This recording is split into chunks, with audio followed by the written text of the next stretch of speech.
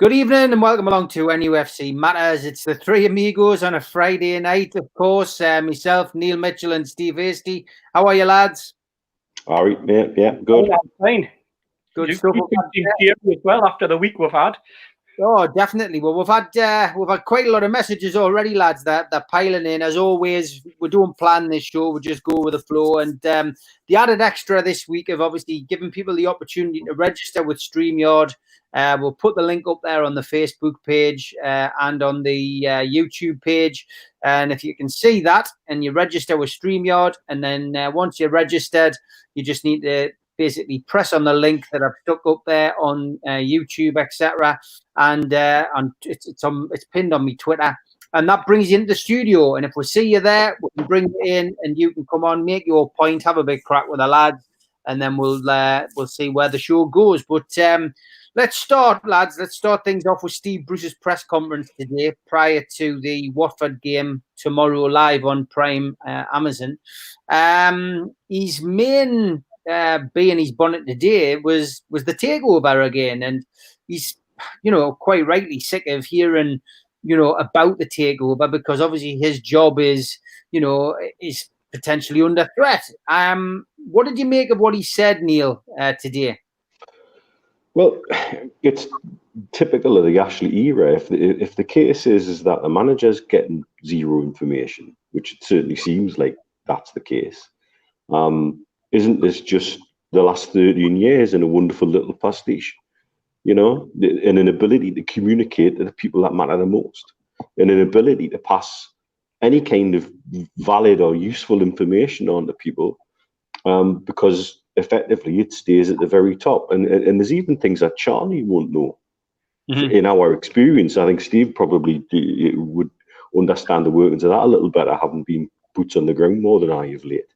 But it's quite clear that there's very little communication comes down from Ashley and Barnes into the club when big decisions are made.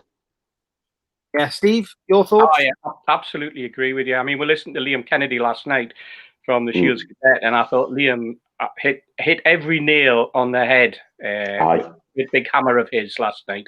And I thought that when I was listening to him, I just thought, you know what? When you've been in the fans forum, when you've been in meetings, when you've been involved in some of the things that I've been involved in over the years, things like the closure of the road outside the ground, and the way that internally there's almost a brainwashing of the way that things are managed. People in really nice people, by the way.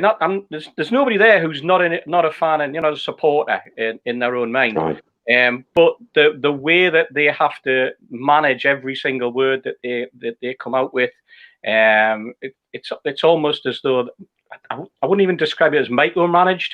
It's worse than that, because I think every single one of them is on tenterhooks in case they say anything out of kilter, out of step, that the reactionary owner at the top might go against. So I think there's like a fear factor within them. Now we're seeing Bruce coming out with frustrations. I think that's what he described it in his article. I think the first couple of lines in the piece that he did with Lee Ryder, or that Lee Ryder reported on, Steve Bruce voices his frustration.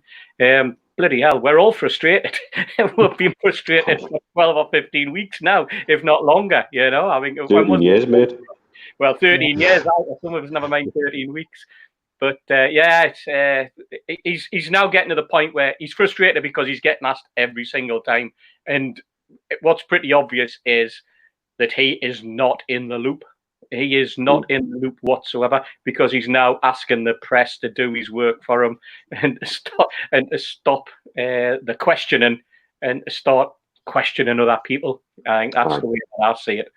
We did promise we'd open this up to people tonight, and we'll have people waiting. So we're going to bring Danielle in. She's our first guest ever on the show. Danielle, welcome to the show. Can you hear us? Yes, you can. I can. Hello, lads. You all right? Very well, Danielle. Hi, Danielle.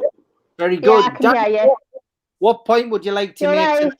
Yeah, what would you like to talk about tonight? Well, just all of this kind of situation with Rafa versus Booths. It's just really irritating because I just feel like, it isn't Rafa, it isn't Bruce that's got to where we are now. There's only one man behind it, and it isn't either of them. You could bring in the best world-class manager that we could ever get, and if the club's not being invested in and looked after, then we're going to end up in the same situation. I just think it's an absolute joke. Fair point, lads. What do you make of what Danielle said there? We've talked about that on the show over the last few weeks. Rafa Benitez and Steve Bruce completely compared week in, week out, whether it's Sky, BT Sport, the pundits are doing it, the journalists are doing it. Why is this happening? And Danielle right. Even over here, Steve, with beIN Sports, Keys goes on about Rafa in a negative tone. And he's constantly doing it as well. There's this constant comparison, I think, across a lot of media worldwide at the moment. And it's I don't know any other club it gets done to. I cannot even think of a situation when we've had this level of comparison and this constant comparison.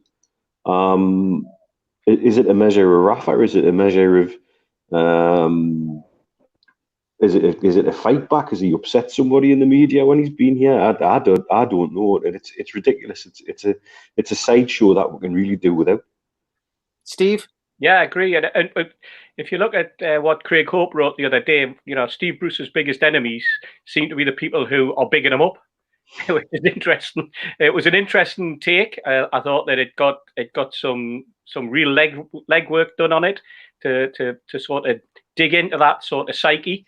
You never got that at Man United, did you? You never got David Moyes being compared to Sir Alex Ferguson. We're not getting the previous Everton manager now being compared with the current Everton manager. We're not getting it. We're not getting it at any other football club. It doesn't even happen down the road with Sunderland. They don't compare their managers. They compare their owners, but they don't compare their managers.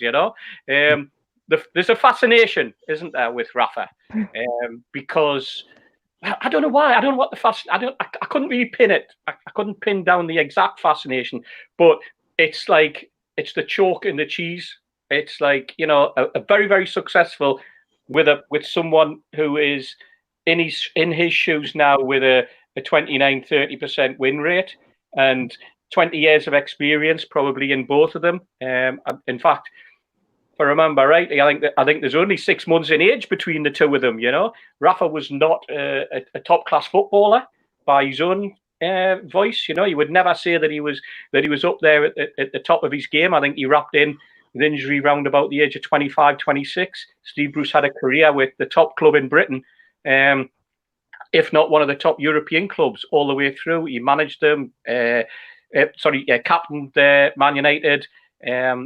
Excellent football pedigree, but that's where it ends. But for some reason, this comparison takes place. I mean, Danielle, what do you think it's about? Why do you think it happens? Don't think she can hear us. Danielle, did you hear that? She seems to have... Yeah. I think maybe Rafa's rocked the boat. I can hear you. Yeah, I can hear you. Yeah. I think that Rafa rocked the boat a little bit when he came in. He's not a yes man. He came in with his plan, what he wanted to do, his project, upset a lot of the clowns that are high up in our club, unfortunately. Upset a lot of the clowns' friends. Maybe that's why, I don't know. Fair enough. Are you a Steve Bruce fan, Danielle?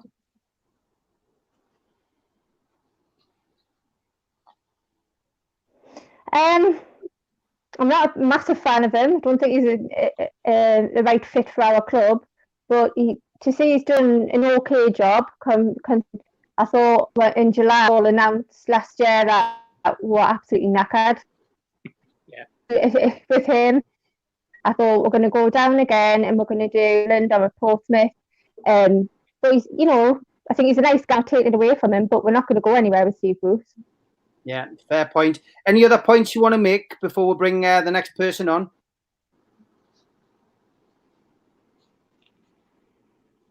No, that's fine. But thanks for having us on, lads. Great stuff, Danielle. Thanks for being the first person Thank you, Danielle. to come on as a guest. I know it's a bit daunting for people, especially when. Take care. Bye bye.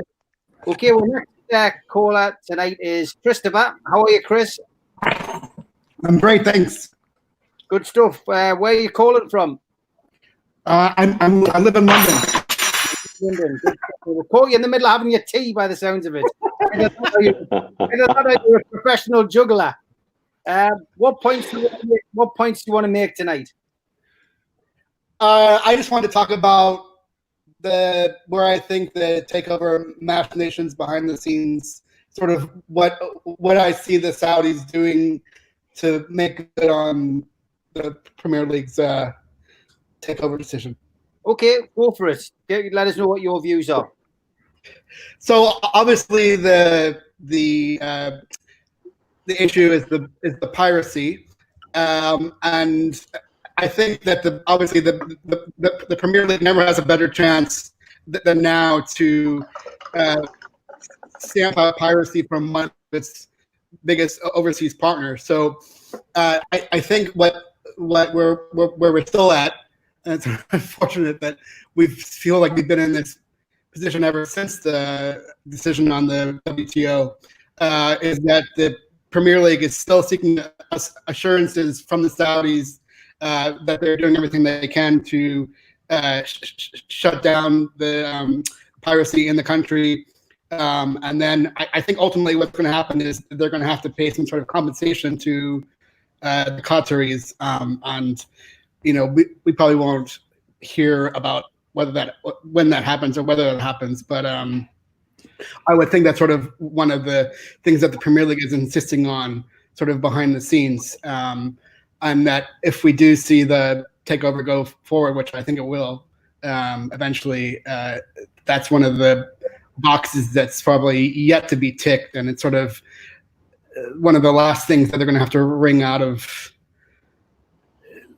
not the PIF, but because it's going to have to come from bin Salman and, and it's sort of how badly do they want the club. And I think at this point, we've talked about this before, Mitch would know, that saving face in the Middle East is a big deal, and they're not going to want to come all the way down this far. And then people will say, well, isn't this the Premier League trying to get them to just go away? They don't go away.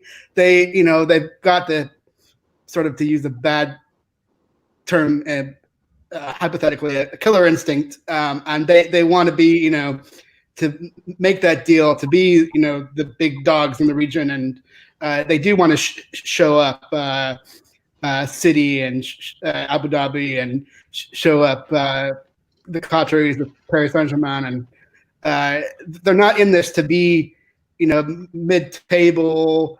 Let's just be happy with being outside the top six. They want to be in there challenging for titles and trophies. So I think I'm still relentlessly optimistic that it's going to happen, but this has obviously tried everyone's patience, and everyone, I do have a background working in the Middle East, but it's sort of required every Geordie fan to learn something about the region and the customs and sort of how business works over there. And obviously you've got a great resource in Mitch, but everyone has to sort of learn about things that they never would have considered running a football club.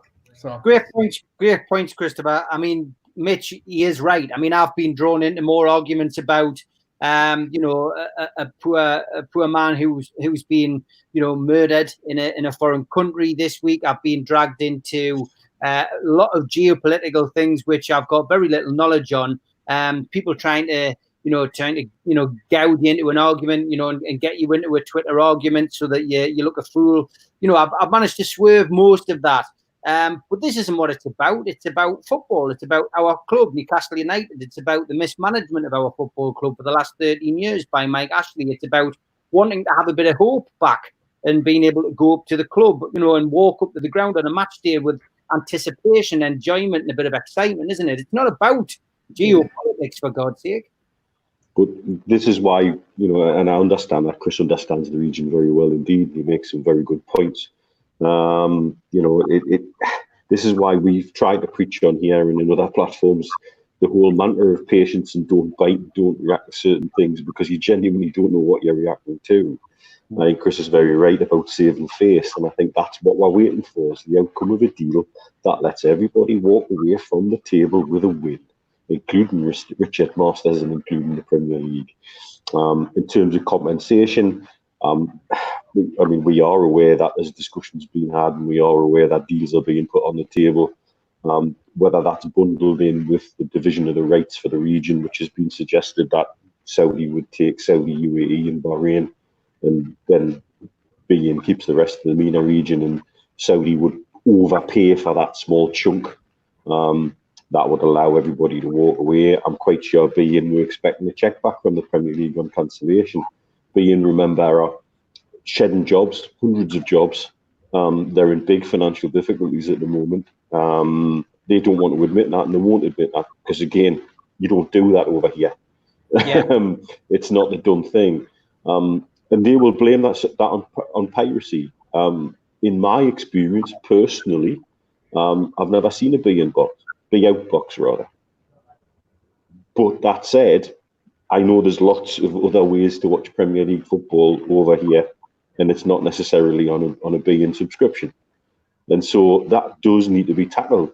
But, here's the counter argument. I know there's other broadcast partners, not just be-in, have been involved in lobbying the Premier League about piracy. And yet they're happy to show matches on Amazon who can sell you a Fire Stick that you can sideload Cody onto and watch anything you want anyway. And I don't see the same song and dance about that, because we've got this rather acute situation in the region between Saudi and Qatar that shapes everything that every country does over here at the moment. There's a remarkable amount of things boiled down to that dysfunctional relationship in the region, and it's such a difficult circle to square, if you will. I think there is a genuine chance that the Premier League could walk out with this looking like heroes, Richard Masters in particular. We've said this before here. Yeah. And this is why, because if that deal is done, when that deal is done and announced, everybody walks away from that table feeling like they've won. And I think there's noises today seem to be coming from Doha that there seems to be almost like an acceptance that it's going to happen. So whether there's been some sort of breakthrough on the numbers or how it's all been going to be structured, don't know. But that seems to be the mood at the moment, and it's interesting.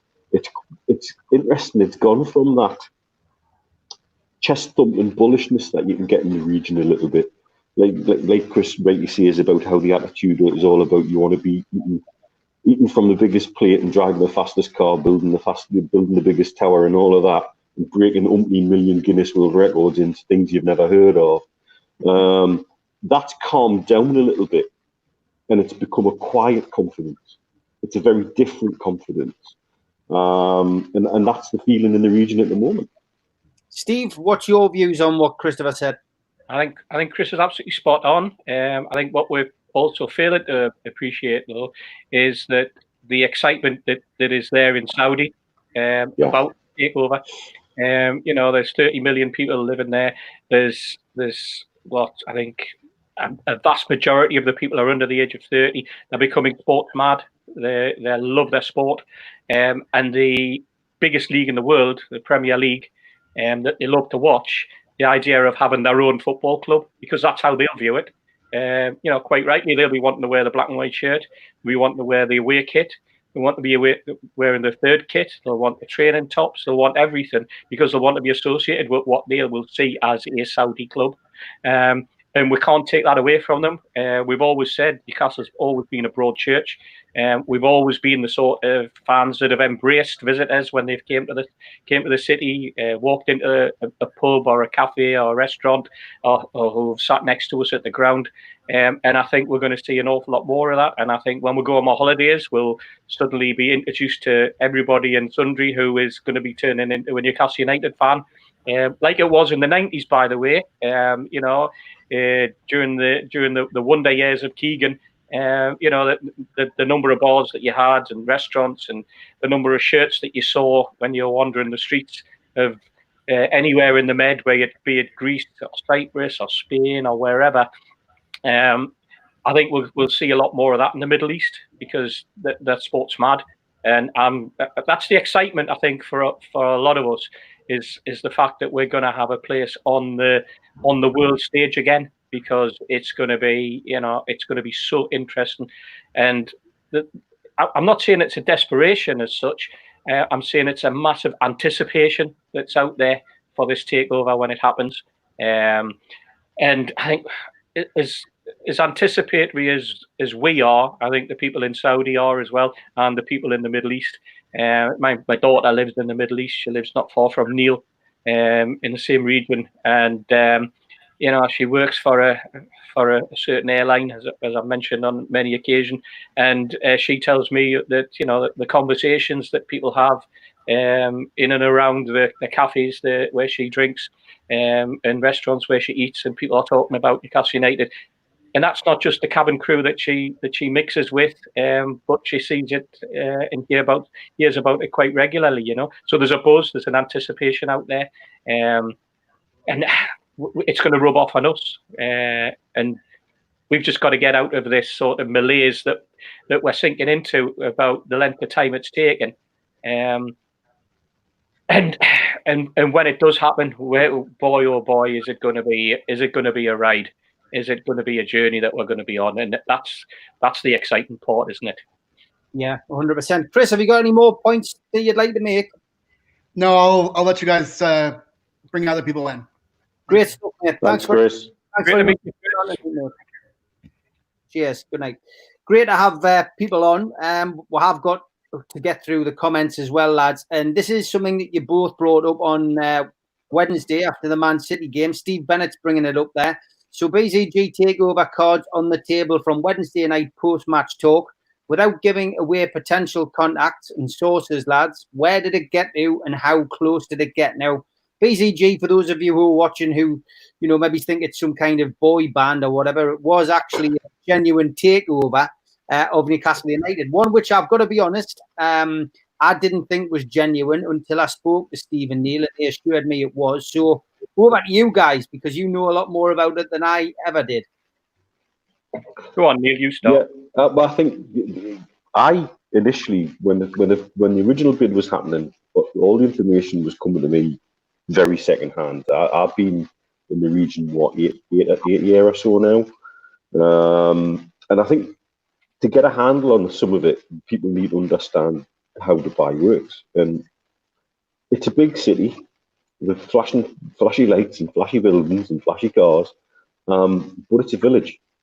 The communities are village-like, and so it works a little bit like Morpeth. You know, it really is sort of, your connections are small. They're not many steps. It's only 2 or 3 steps to connect the people. And because I'm a gobshite and I like the football, here every two hours on a Friday, I got involved partly with the stuff I do on the radio. I started doing the bits and bobs on Dubai Eye, sometimes talking about my day job, and more often than not talking about football, to the point where I presented a couple of shows on an ad hoc basis when they needed somebody to fill in on a Monday night football show. That actually led to me eventually having my own stint on a radio show as well here in the UAE. And those kind of connections work because people remember, there's this gobshite dentist on the radio, you know, he supports Newcastle United. You might need to know this, and so people sort of almost seek you out. And so as the BZG stuff broke, I was getting information from the Geordie lad who worked in the office next door, and he was talking to lads on his smoke break, you know, and they were giving him stuff. They were giving him like important documents, because again, that's sometimes what it's like out here. It's it can be quite strange how information gets leaked quite easily. And then obviously we contact people like Chris McCarty at the radio, the Dubai Eye, and a few of the sports guys were quite happy to drop us the odd word here and there. And then obviously Peter Redden, the DJ, was doing a bit of PR for them and again, the Geordie community is even smaller. And so obviously I had a few chats with Peter. Although to be fair to him, he didn't tell me too much because he was bound to the bid. And then after it all kind of fell apart, again, small world thing, I was connected back to Binzaya Group via our mutual friend Andrew, who I've done stuff on the radio with, who was actually happening to do a real estate deal in London for Midhat. And the subject Newcastle United came up, and next thing I know, I've got an invite to go and meet Midhat in the Binzaya Group offices, and he wanted to talk about the bid, and he wanted to talk about the ideas they had, and I think he was quite upset that they'd been portrayed as tyre kickers, and they hadn't come out of it really very well from a PR perspective. Let's be honest. There was lots of questions. You weren't sure about them, Steve, at all. But there's actually people in the football world who were very uncertain about them, and certainly people we got connected to after that.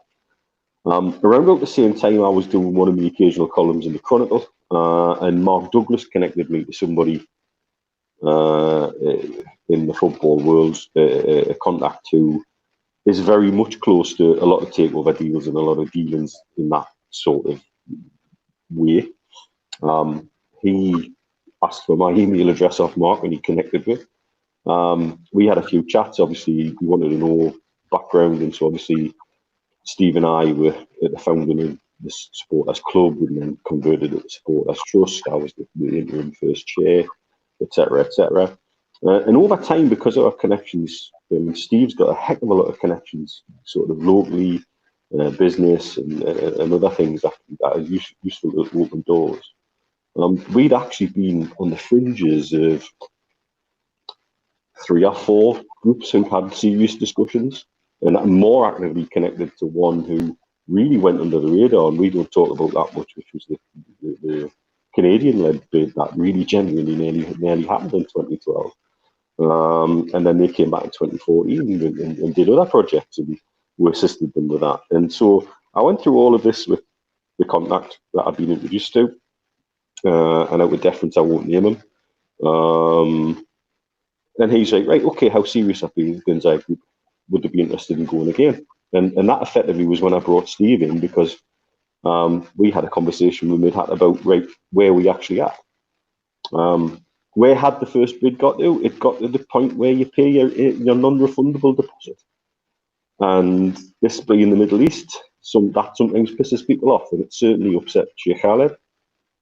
And that was the point where he walked away. They were paying a non-refundable deposit away from moving into the owners and directors test product. That is where it got.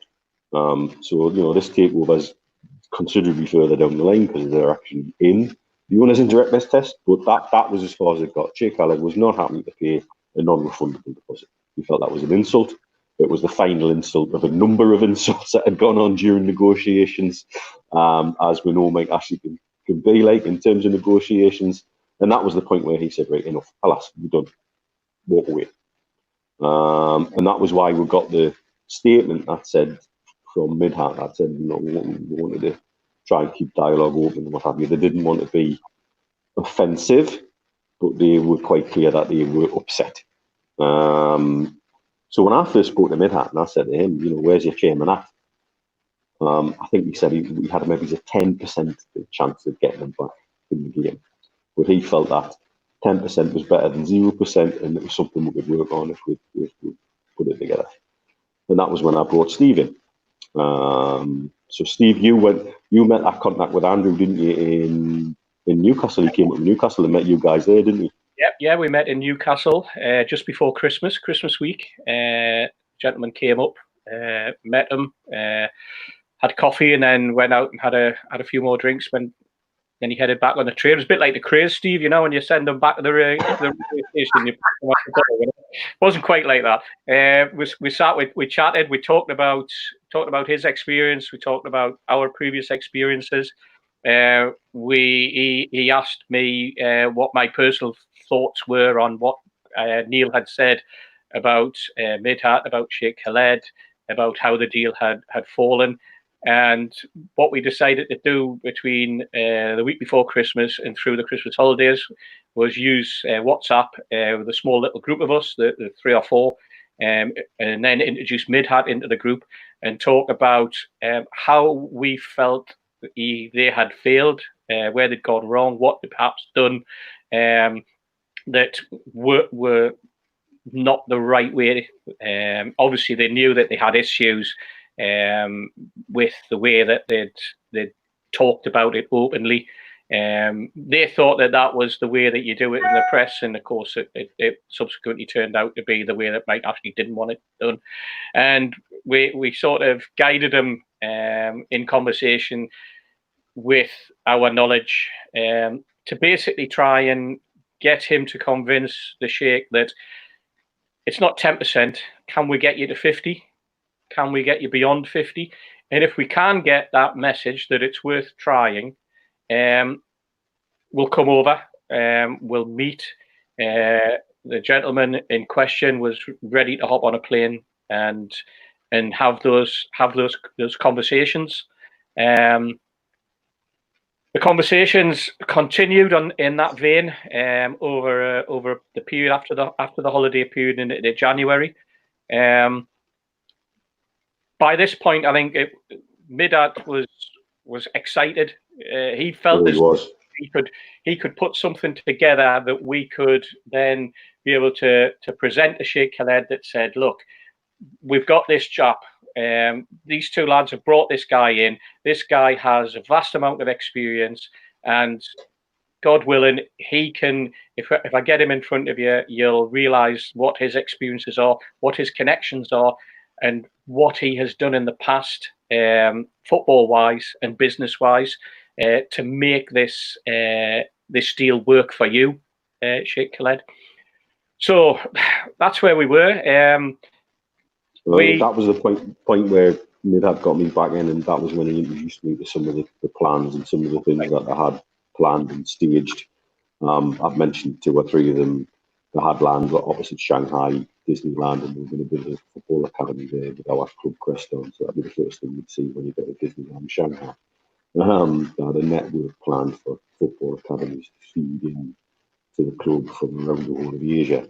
They had some fabulous little ideas for the city, ways to get around capacity of the ground, creating fan parks, and regenerating certain areas.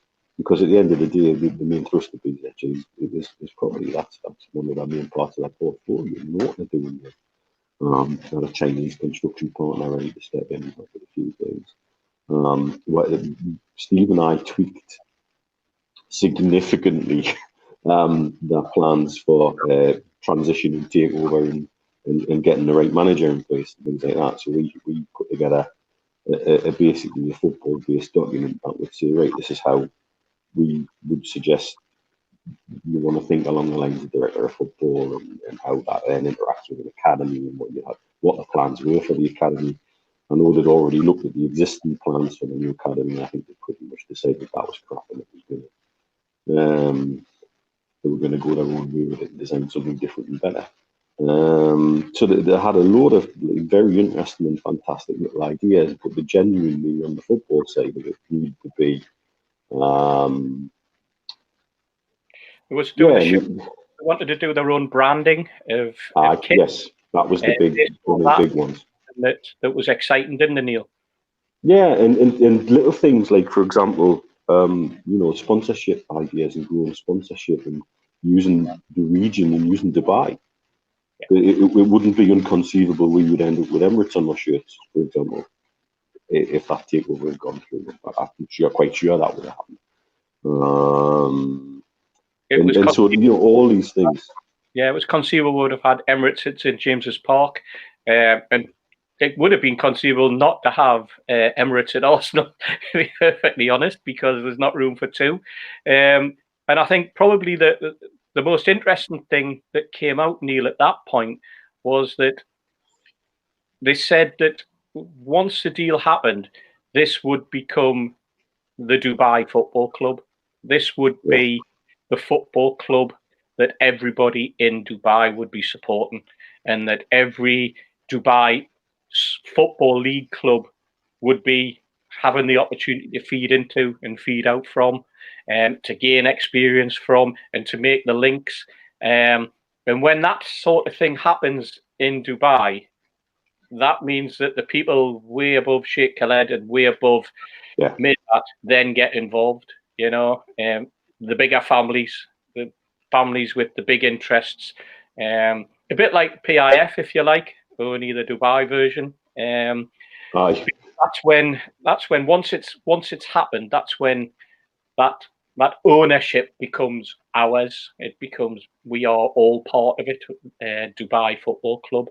And that was the bit that I think really surprised us, because we didn't anticipate that at that particular time. And I think that's when I came over. I came over totally independently. It wasn't anything to do with the takeover. But I came over for a trade show. And while I was there, Andrew, who Neil mentioned before, dropped into the WhatsApp group that I was coming over, and Midhat immediately said, "Neil, bring Steve along. You know where he's staying. You know where my office is. Bring him along. Come in. I would like to meet him, and we can have a coffee and we can have a chat. Come to my office." So I think it was the Wednesday of that week. Neil and I trooped along to, I think it was Tower A, wasn't it, Neil? 17th floor. In the boardroom with the most expensive water in the world. That's right.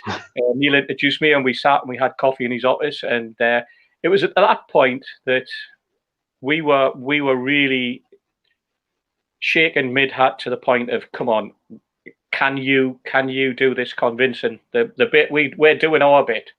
We've got this gentleman that's supporting us. We want him over there. But the key was the Sheikh. How upset was the Sheikh still? Could he be convinced? Could he get back around the table with Mike Ashley and his team, or could he hand over the reins to someone who we felt could do that running for him and do that convincing and clinch a deal for him? And would he sign that over? Would he give that release, if you like, to allow Midhat and this chap to take the deal forward? And it was a couple of weeks after that, probably less than that. I think it happened around about that time when the story broke that the PIF and PCP were working together. And I think we got the story at the back end of that of January, didn't we, Neil? Where we heard it. And to be perfectly honest, as soon as they heard that PIF were involved, it was kind of like, whoa, hang on a minute. Game over. This is out of the equation. We are the smallest cog going now. If PIF are involved with Miss Staveley. That was virtually the words that were used. That we weren't as not enthused, but we weren't as disappointed as perhaps we should have been in that, because we said, hang on a minute, you're gonna do a deal within, and it was going to become a UAE club. There's no reason why it can't be a fully branded Middle Eastern club. You could be in there talking with PCP and with PIF, but he did say, whether he genuinely did or not, I couldn't, I've got no proof he did, but he did say that he made contact with PIF to establish whether or not there was a genuine interest or whether it was just something that was spinning around in the press. And the word that he brought back to us was, yes, it is genuine. And that makes it very, very difficult for us to basically go into competition with PI. It was suddenly a case there was no way we could compete with that, wasn't it? That's right, yeah. So at that point we were right, okay, that's fine, but we've kept the conversations, we've kept the relationship with Midhat, we've kept the WhatsApp group going. We haven't been in touch over the last 4 or 5 weeks, but certainly when the stories were breaking through March, April, May, certainly March and April, we were still communicating, and there was an excitement about that it was going to happen for the football club anyway. It wasn't a disappointment that they weren't involved. It was more, you guys should be excited because this is going to be good for you. You know, as good as it would have been with us, this is going to be just as good, if not better. And from a business perspective, we can't compete with it. And I mean, it came over to me.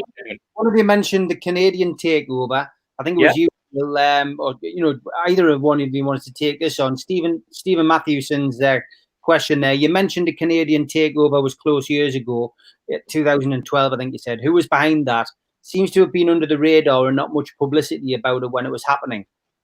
Very much under the radar because they did it all the way Ashley liked it to. And it was linked into Dubai as well, wasn't it, Neve? Do you want to the and then I'll pick up on it. Yeah, the Dubai link is the lad that was fronting it, a lad called Jay, who works out here. He is, if you speak to him, you think he's Canadian, but he's actually of Geordie heritage. His parents are from Chestnut Street, and they're black and white. And so and he's got a background in football. He's an ex-professional footballer. He used to play at Norwich with Craig Bellamy, amongst others. Is he Canadian international as well? He played in the Olympics for Canada back in the late 80s. I think was it 80 Olympics. He represented. Like I think he played on under 23 squad. And he was the leader in the bid. The money was actually from a Canadian family that own a ice hockey team in the US, and actually own a hotel in Newcastle as well. And so it very close to Newcastle, and some people who have again interest in the club, interest in the region, and interested in seeing the region benefit from the relationships. And we worked with them again, and we came back when they had more money. Was it with Rogers? Yeah, Telecom. There was two companies involved. One was the company that Jay worked for. They'd originally been tied in with that first Canadian bid, and then they came back with a second opportunity with a totally different company, linked again to the real estate company that Jay worked for, and they had a communications company in Canada working out of Toronto that were heavily involved with sport. That particular family were heavily involved in sport in Canada, with one of what is probably the biggest ice hockey franchise that there is out there. Jay came over. I met him with Bill Corcoran. We actually met in that particular hotel that Neil's talking about, and he wanted to do a presentation, and he wanted to do a presentation to people who in the Northeast who he felt could help them to push the deal through. So you, Steve, if I remember rightly, because it was partly Fans United that were driving it, you got us in touch with Sir John Hall. Yeah. Right. Via or who was it? Who else was there? John Woff from the Magpie Group. Malcolm Dix. So the three of them, we met in the hotel, and Jay did a presentation. The first thing he did was show them the document that basically was signed by Newcastle United agreeing to the deal, which was £111 million that Ashley was selling the football club for. What he had failed to tell them was that there was also 200 million of debt that he wanted to offload onto them. And that was what had caused the first deal to collapse. Jay wanted to do a different type of deal. And he wanted the backing and he wanted the knowledge of someone like Sir John. And he wanted to hear what John Woff and the rest of them who had been involved in the original takeover had to say in terms of how the club had moved on, whether the club had moved on since the Sir John Hall days. the following day, I took them to down to Central Station for a breakfast meeting with Gateshead Council and one of the Gateshead MPs and the leader of the council, and we sat and had breakfast again with Bill. And then later in the week, Bill arranged for to meet Newcastle City Council leaders, and again similar, where he wanted to show what their plans were. Their plans were slightly different. They weren't just interested in the football club, they were interested in ingratiating themselves into the city.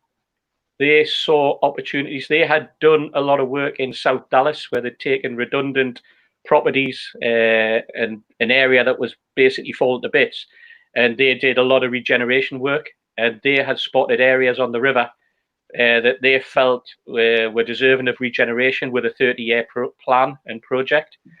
One of the projects they wanted to put together was an arena, a new arena.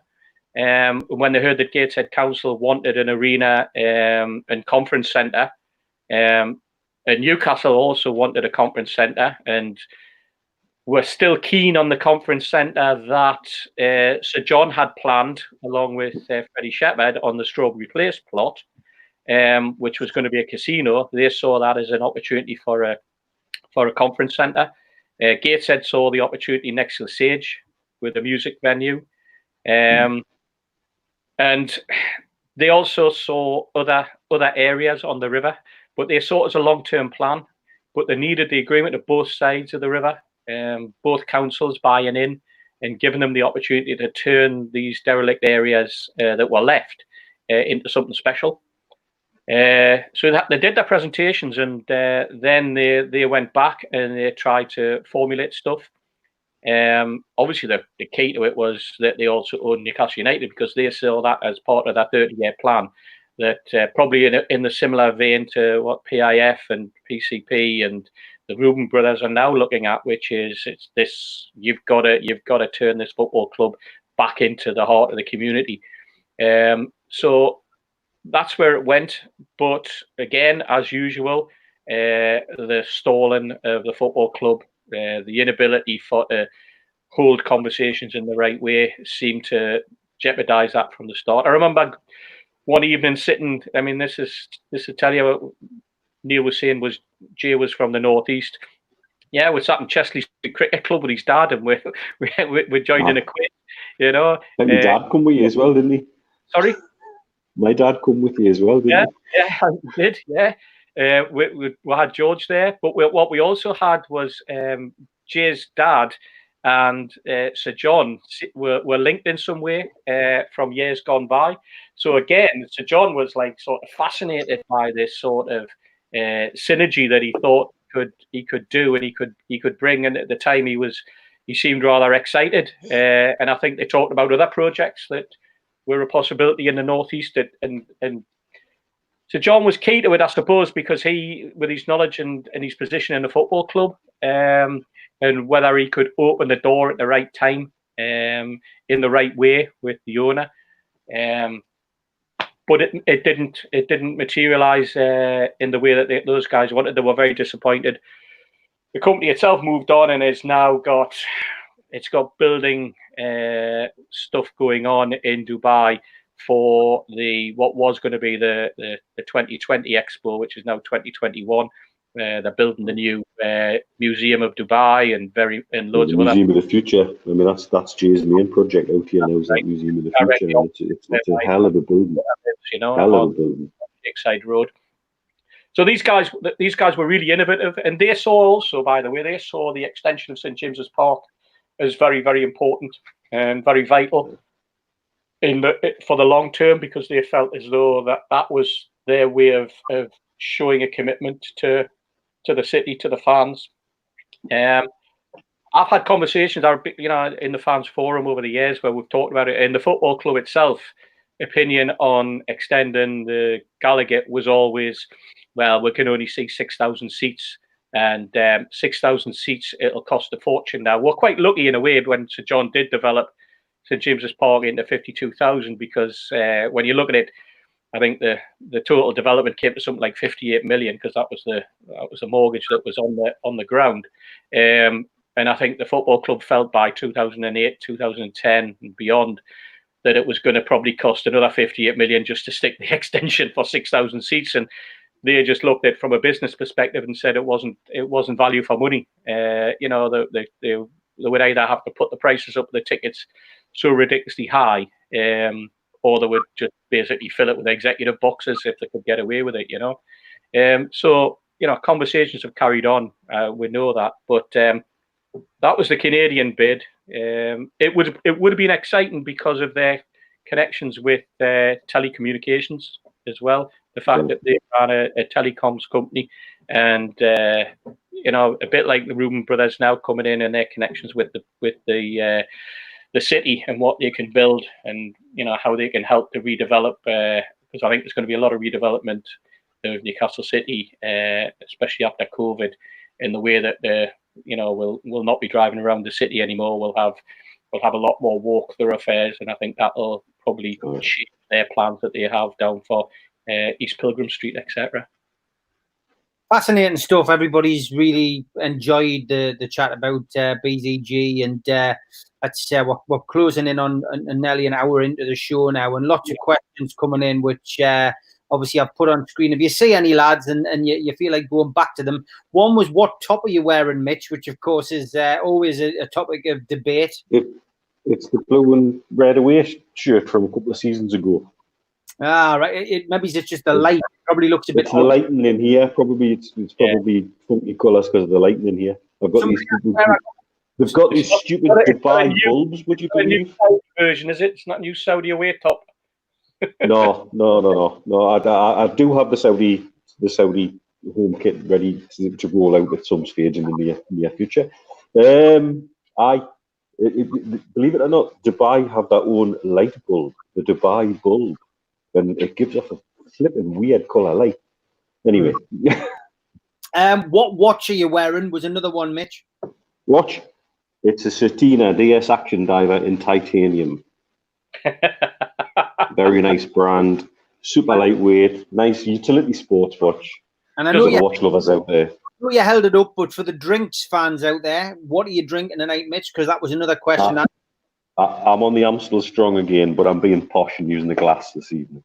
There we go. That's all of Mitch's questions answered. So, score draw is where I got my top. I'm not even sure if they exist anymore, but I was actually doing a bit of promotion work for them, and they asked me which top I would like as a gift for helping them out a couple of years ago, and this was the one that I chose. So it was the first team that I've supported, 83, 84, the first time I watched Newcastle play. So got a special memories for me with that one. James May's asking, what was the significance around June the 1st, Mitch? The word I got from about 4 or 5 different places that have been very good with information was that they'd got the thumbs up then, and they were just waiting to announce it. It was going to be announced in the next 24 hours. I had somebody from the Arab News saying, "Look, mate, my finger's on the button, ready to publish everything I've got written. I've been told get ready." Yeah. And then everything got pulled back. And I suspect, my personal opinion on it is, they were told then, yep, it's going to go through, but you've got to do X, Y, Z for the piracy. But of course, if you say that to an Arab businessman, he's going to go, well, that's it, deal's done. Just like BZG did when they had signed the heads of terms. For them, that was deal done. It wasn't going to go wrong. Because out here, once you've done that point, it happens. You don't renege on it. You don't put non-refundable deposits into the mix and change terms at the last minute and things like that. It's just not the done thing. So you would think, yeah, okay, it's done. So I think that's where I got revved up about it, and yeah, okay, I stuck my neck out and got it wrong, and I'll take that one on the chin all day long. I've always said I would explain myself. There's no point in bullshitting around something like that. You just have to take it on the chin, I got very excited because they were very excited. Fair and point. I would defy anybody getting the information I was being given by the people that I was being given it by to not get that excited. Chris makes a great point. He just says, can we say PIF? Because PIF sounds like passing gas. Yeah, no problem. Chris will take that on board. Jason Carter, of course, says, is the PL, the Premier League, taking the PIF? Brune says, great. Thanks for that. I did get a question on Twitter from somebody who can't watch live but's going to play a catch up, and it's Eddie on Twitter, Edward Farms. He says, I can't listen live, only getting ready for work, but I have a question for you to discuss. Do you see Steve Bruce constantly asking for clarity on the decision as a positive sign, given previous Patsy managers would have been told to ignore questions or even deny it? So that's obviously referring back to what we started the show with, the press conference with Steve Bruce today. Would we say that is a promising sign? I would say Steve Bruce has said probably 3 or 4 things in the last month that would have got other managers the sack immediately. Immediately, they'd just be out. And I think he by doing this, he's chucking his hat into the ring. Yeah. He's saying, I would like to stay in place. But also, he's probably trying to get some clarity for people in the club who are thinking, well, am I going to stay? Am I going to go? These players all want clarity on it. Yeah. They're trying to do contract talks with players. Some of the players will be saying, well, look, I might sign a new contract if there's going to be a takeover. Do you know if the takeover is happening or what? Because it sounds like they've not been told much, if anything. And so, yes, I do take him reaching out to the press as a positive thing, because he's pretty desperate for it, for it to happen too. Because at the end of the day, the one thing I'll say about Bruce, he is a fan, and he's managed Sunderland and all of that stuff. But for me, he's taken the job because I would have taken the job, you would have taken the job, and Steve would have taken the job. Yeah, we all would have taken that job. There's no doubt about that. And he took on a job in a no-win situation. He must have known it was a no-win situation following Rafa in. I don't think even he would probably expect it to still be being compared to Rafa as we're close to the end of the following season. It is crazy. But, in fair play and respect him for that, I've said on here before, I think he deserves to see the season out anyway, because he's earned that right. Very much so. Now we're past the 40-point barrier. But where we'll go in the future, I don't see him as being the manager. Is there a role he could fulfill in a setup? There might be. I would absolutely vouch for having as many people who are connected to the club by birth or by support or by being ex-players who are one of us. This concept that we don't like people from outside of the region. Why do we do a show with Malcolm McDonald? No way. We love Malcolm McBits. He's a Geordie by adoption. That's my mate Tim, who's from Warrington. He was brought up in Warrington. He's a Geordie. He's married to a Geordie. His kids are Geordies. He's one of us. Yeah. So this concept that we don't like people outside of the region is bullshit. But at the same time, I think having as many people in and around the club who've got that connection to the club, I think it's important at all levels. And I think that probably could be a role he could find for him here if he was prepared to take it and accept it. Yeah. Don't forget, guys, if you want to join us on air tonight, you can. You just need to look in the comments box on YouTube that you're watching on. If you basically just register your email with StreamYard, it's as easy as that. And then you can click on the link, which I've also posted in the comments, and you can join us on screen. I've seen a couple of people trying. We've already had Christopher and Danielle on, and we'll thank them for that. Obviously, keep your comments coming in as well, and please like and share the broadcast to help us build our audience. We're thankful for everyone who watches us, by the way. Absolutely. It's amazing the feedback we've got. And don't forget as well, get yourself on the channel. Great interviews that I've done over the last few months during lockdown with lots of ex-Newcastle players and a few different faces as well. Liam Kennedy last night was superb from the Shields Gazette. Journalists get a superb interview. Journalists get a bad interview, mate. He was superb last night, and he shows that he's got such a feeling for the club, as well as somebody who has to report on it for a newspaper. But give that a watch. Honestly, it was fantastic. Stephen says, I think the Premier League will be waiting for the season to finish now before passing the deal, monitoring piracy data and ticking some boxes in the process. I think he means. Colin Wilson says, I know how long is a piece of string, but in your opinion, do you think the takeover will happen before the season finishes? I've had this inkling over the last couple of weeks that it probably won't. If even if it has gone through, probably wouldn't confirm it until the end of the season. But again, we'd just be guessing, wouldn't we, Steve? Yeah. Oh, yeah. Absolutely. It's just guesswork for us. We know nothing that anybody else doesn't know. If you know what I mean. How long's a piece of string? How long's the season? We've got 4 games left. I think probably the only thing we can guarantee, and I'm put my head on the block here, is that Steve Bruce will see the last 4 games out. I think that's all I can. That's the only thing that I can honestly see happening. You know, for definite. Will they make an announcement beforehand? Like everybody else, I'm hoping they do. I'm desperately hoping they do, because even an announcement from the Premier League to say they've got no objection, and then allow it to see the next 3 after tomorrow, the next 3 games. You know, that sort of decision. Just the Premier League saying we've got no objection to this. We are happy for it to go through, to then allow the club and the new owners to come together and to get the paperwork done, and to get it signed off, and to have a proper changeover, because there's going to have to be a transition. One of the things that we spoke to VZG about was the need of a transitional team. We had 3 teams. We wanted them to put. We felt as though they needed to put a team in that could negotiate the takeover, a team that could negotiate the transition, and a team that was going to take the club forward. And we saw them working in tandem across the platform. We saw that one of the other things we talked about was the difference between having a sporting director and a director of football.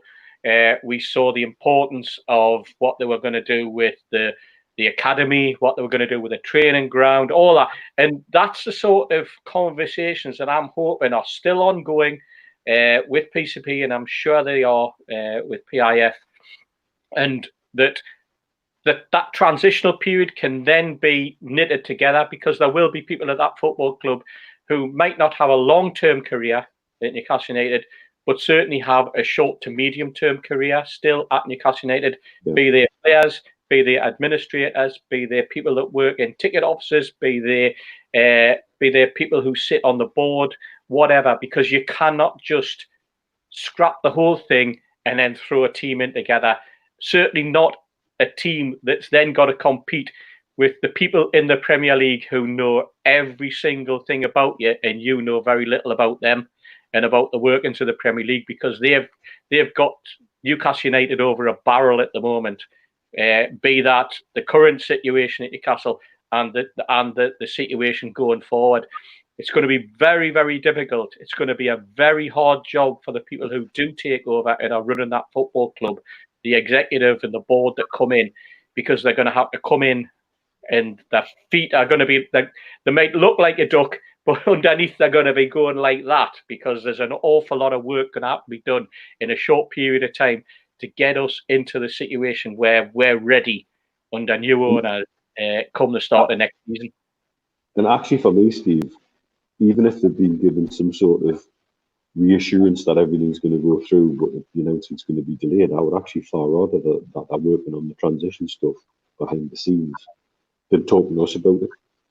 Yeah. So that they can hit the ground running, because that was one of the things we were stressing when we put that document together, was about how important that transitional team is. For example, and again, to use a rubbish phrase probably, you need to keep somebody like Charnley on board, because he knows where the bodies are buried. Yeah. You know, within some of the wheelings and dealings and the machinations of what was, is it 13 companies he split Newcastle United into? Yeah. And he's actually, I think, only selling 9 of the 13. And so what's going into the other 4? What went into the other 4? What's come out of those and gone into the black hole that is MASH Alpha, MASH Beta, and MASH Newco? And all of that, Charnley might have a tag on it. Probably, that said, his PC's still with HMRC, I think, probably. But he didn't know about the HMRC thing, did he, before his door got kicked in? So that's right.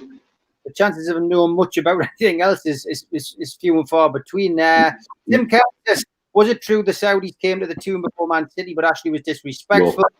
No. That was Abu Dhabi. That was Sheikh Mansour. He was in Barasti with Wise and Jimenez, because I think Jimenez has got a place on the Palm. And apparently they decided to stay drinking in Barasti, which is a bar in the marina. Where they'll charge you the princely sum of 60 dirhams for a pint of Guinness, which is about £12.50. And they decided to stay drinking cocktails in there rather than the representatives of Sheikh Mansour, and so they went off and bought Man City instead. Himanshu says, is it possible that Mike Ashley's insulted PIF during... Oh, yes.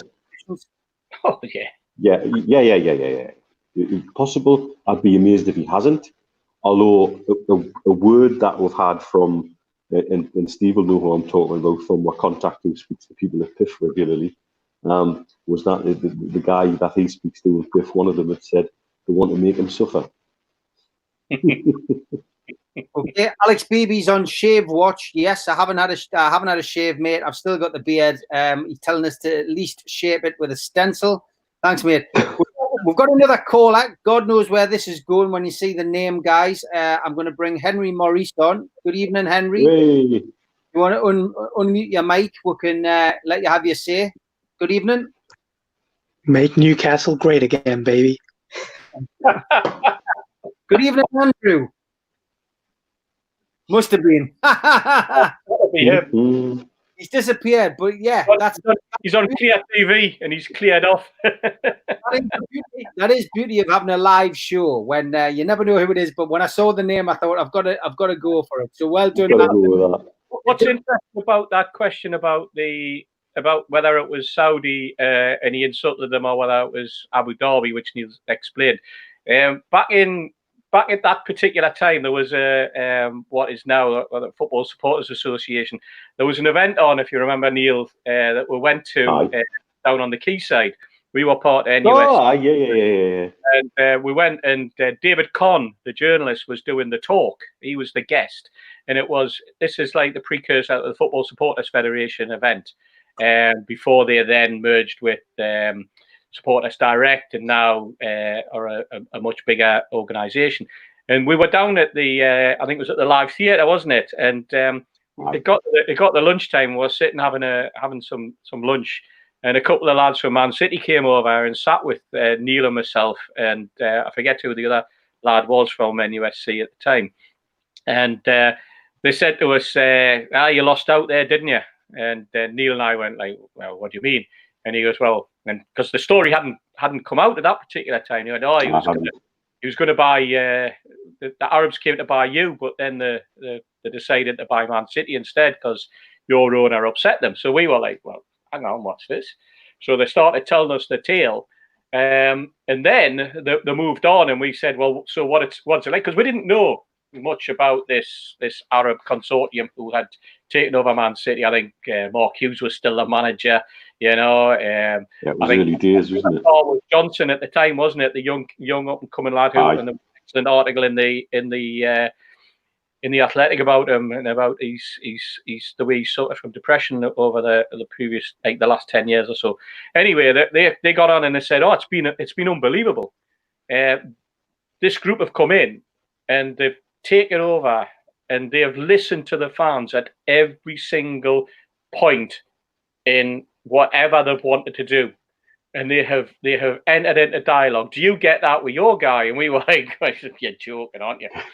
It got to the point where they had an event. The Abu Dhabi team had an event where they invited 200 fans from various fan groups into the ground, and they produced a buffet, and they were given a questionnaire. And as part of that questionnaire, they had to tick the boxes of what they preferred, what they thought was the best. And there was 4 different types of chips, right? And you had to gauge and grade chips, whether or not you liked them to put on thin chips, fat chips, sharp chips, round edge chips, curly fried chips, and that was their way of wanting to make sure that they were doing the right thing for the fans, not by the fans, for the fans. To the point, written the pies as well, didn't they? The guy who ran it said, "We want to make sure that we don't put chips on that are too sharp to scratch the top of your mouth. And we were like, what? This is like, we've got a bloke who has just sacked our manager. He's just sacked the hero of the football club. The man who was basically rebuilt in Newcastle United and Kevin Keegan. And then as you're telling us your guy could have ran our football club and we've ended up with nothing. And now we've got Derek Lambaya screaming at us at fans forum meetings and throwing stuff at us and going red in the face and prodding Neil in the chest and prodding me in the chest and getting all angry. And us turning around to the guy who at the time ran the race course, or used to run the race course, and had been brought on the board, and him saying, "Sorry about this, lads. He's just having a bit of a mare at the minute, you know." And we're going, "What? This is what we ended up with, and that's what we could have had, you know." And it was like, you can imagine what we were like. I mean, all the lads when we went back to the meeting with NUFC lads and explained to them what we'd heard, because we were just going to talk about what David Conn had said. What David Conn had been talking about, because it was an opportunity to listen to David Conn to talk about football and talk about where football was heading and where it's been and where it's going to be. And the most interesting part of the whole session was sitting with a couple of Man City fans at the lunch who were telling us how fantastic things were and what you could have had. It was like being on Bullseye. Yeah, this Bullseye. Is when they bring the boat out. Yeah, you could have won a speedboat, but you live nowhere near the river, you know.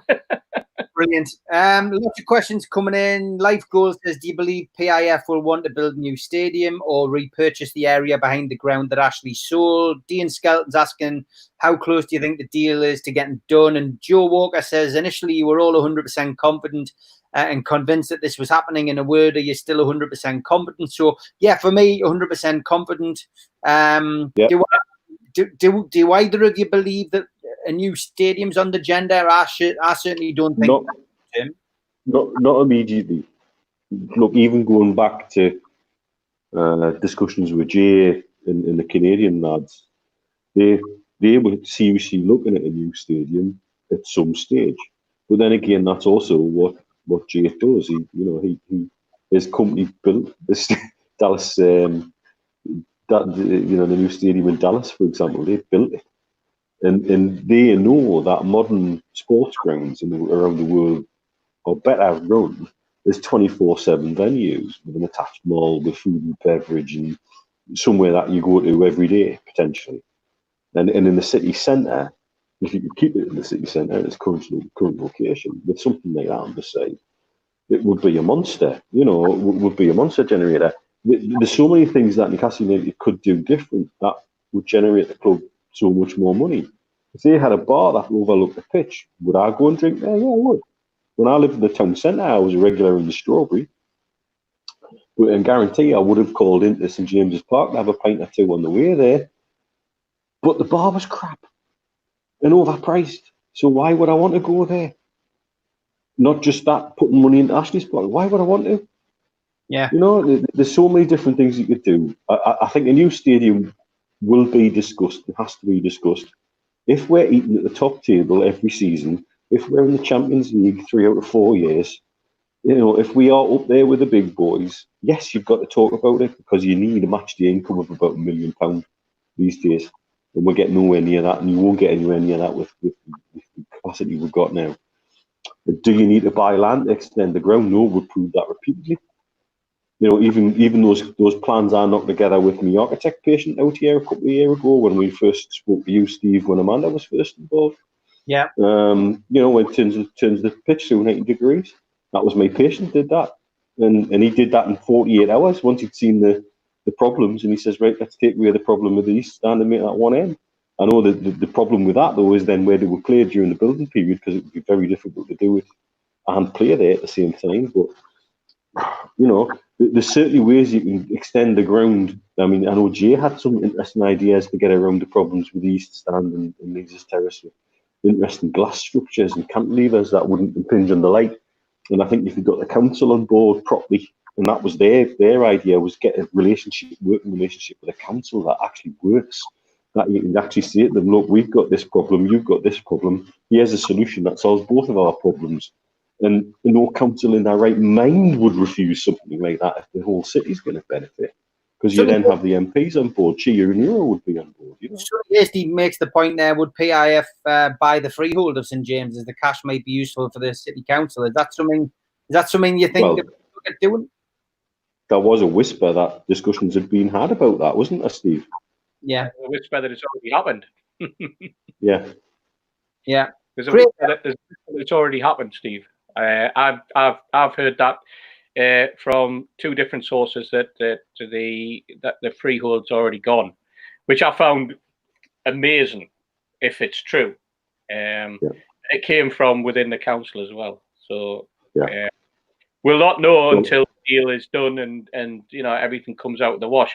I think the best idea I've heard on a not so serious front was the one from Zara, who suggested that Lisa's Terrace and the accompanying buildings that are listed could be dismantled and taken to Beamish, and then that would solve all our problems. We could extend the ground and would have the listed buildings, and there would be somewhere where an awful lot more people could enjoy those listed buildings if they were stuck in Beamish. So, hey, maybe that's still an option. Maybe that's the idea. Yeah.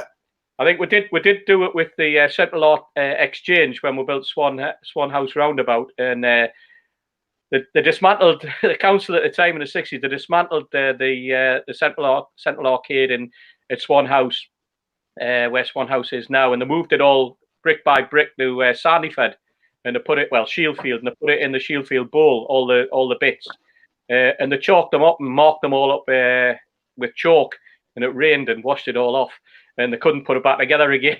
So when I remember as a kid used to be able to go down to that part of Shieldfield, there was all these rocks and nobody knew what they were. It was the old Central Arcade, which they ended up putting anyone who signed on the door in the 70s, and you had to go to Swan House to sign on in the late 70s, you used to go through this lovely arcade, and it was basically a reconstruction of what the arcade used to look like, because at the time they just used chalk. Can you imagine? You know, brilliant, unbelievable. But a couple more points. Craig Elrington says, Mitch, there were a few rumours that MBS won't be a director, so who will run the club? As I thought MBS runs PIF. I don't think there was ever any. No. MBS doesn't really run PIF either. They answer to him, but he doesn't really run it. Yeah. He will have the final say on certain things that PIF do. And I still believe that was where the connection to the friend of the Kardashians comes in terms of trying to persuade MBS to sanction certain deals. He's just one of his trusted advisors, and so yeah, you know, there's no way MBS would be a director. I know the guy who's the chair of Saudi Aramco is the name that's on one of the companies that's set as one of the vehicles. Mr. Al Rumian, who's connected to Aramco, so he is being touted as the next chairman of the club. But I suspect, obviously, Amanda Staveley will have certain things to say about how she has a vision of the club to run as well, and will have certain input at that level too. I think the board makeup could quite actually be a very interesting team. Adam Richardson says, lads, what do you think the difference between PIF and BZG groups? Do you think the PIF group would take it to a higher level to what you were saying about BZG? Well, about 280 billion, isn't it, Neil? Easy. I mean, people said that BZG didn't have the money. Both Steve and I have seen the wealth statement from Deutsche Bank. They had the money. And even after COVID now, they probably still have plenty of money, but I know their portfolio being property based probably is taking a bit of a hit at the moment. That'll come back. But in terms of wealth, tenfold to PIF or more. Yeah, more, Steve. You're right. You know, so do they have the potential to take it to the next level? Oh God, yeah. That's why we get excited about it. Look, Steve and I will probably, once the whole PIF news broke, to give people some context, Steve and I had invested so much time and effort in working with BZG and others that when I was actually a little bit, for about a week, a bit pissed off. Because we genuinely had, I know the last time I spoke to Manhattan about where Sheikh Khalid was at, we got him to 65% from 10. Yeah. We'd actually managed to excite everything that much. And we thought, God, this is in touching distance. We could be getting these guys back in the game. And then for the first week after, the news broke about PIF and that a deal had been agreed. And once it got to the stage where it genuinely was serious, I was like a bit like gutted. In a weird way, I was super excited because I see the comparison. Good God, Steve and I are probably two fans who know the comparison inside out in terms of wealth and in terms of potential. But actually, for about a week, I was a little bit like meh because get to that. We'd invested so much time and money in it, you know. Takeover is a bloody good takeover. You know what I mean? It gets to that point. It has got to that point with Mike Ashley. Life Goal says, "Are any of the three of you have you been proficient at any specific sports?" Steve. Yep. Have you played football for years? Played in the Sunday League. Played Saturday. Played for college and Saturdays for a while. And then moved on to Sunday. Spent and then because of Saturdays, because some of the Saturdays was Saturday afternoon. I wanted to go to the match, and then I played Sunday from about 18 through until I was like late 30s. In terms of football, I ran some like a junior football team for a while. Me and my pal Paul, the headmaster of Paul's school, was ill and he couldn't take the lads for football, and we felt as though that was disappointing for the kids. So we actually went. Paul and I went to do a couple of courses so that we could actually say that we were qualified. And we did some sort of junior management courses at the time with Northumberland FA. Actually got a couple of coaching sessions with John Carver when he was number 2 to Sir Bobby Robson. And we were always promised that Sir Bobby would do a couple of sessions with us as part of that little coaching group we had with Northumberland FA. And as it happened, we did the coaching session with John, and he was brilliant. I mean, I must admit, he was like head and shoulders above anything that we'd ever been involved in terms of the guys that had done the coaching sessions ahead before we'd done them, And I think it was a 10 or 12 week course that we did. And you ended up we did like the sessions on first aid for youngsters and stuff like that. And then when Paul's young'un left the school, we carried on taking the youngsters for their football. And then we started a girls team. Because by then my daughter was coming through, and she decided, because she was stroppy like that, is a bit like your Rebecca, Steve, my Rebecca. She knew best. So we started a girls football team, and I saw a totally different side to her, I tell you, where she got on the football. But she couldn't kick a ball at Toffee. Our mates couldn't kick a ball at Toffee, but boy, could they fight among themselves, by the way.